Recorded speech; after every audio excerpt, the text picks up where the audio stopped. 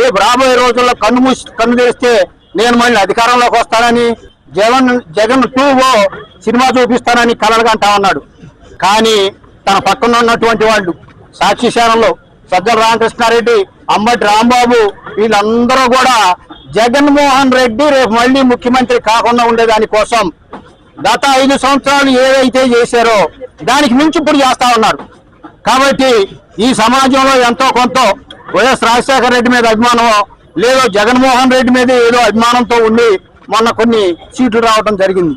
కానీ ఇప్పుడు వాళ్ళు చేసే ప్రకటనలు, వాళ్ళు మాట్లాడే విధానం, ఆ వైసీపీలో ఉన్నటువంటి ఈ రోజు కూడా ప్రెస్ లో మాట్లాడుతున్నటువంటి అంబటి రాంబాబు ఎంత విచిత్రంగా మాట్లాడుతా ఉన్నారంటే, అతను అప్పుడే మాట్లాడాడు పవర్ లో ఉన్నప్పుడే గంట అరగంట అని.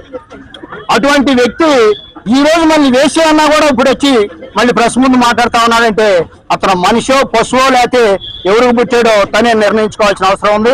కాబట్టి ఈ సమాజంలో ఉన్నటువంటి వ్యక్తులు, మహిళలే కాదు ఎవరైనా కూడా ఆలోచన కలిగిన వాళ్ళు, విద్యావంతులు, సమాజ శ్రేయస్సు కోరే వాళ్ళు ఎవరో కూడా జగన్మోహన్ రెడ్డిని ఎప్పుడు కూడా సమర్థించరు.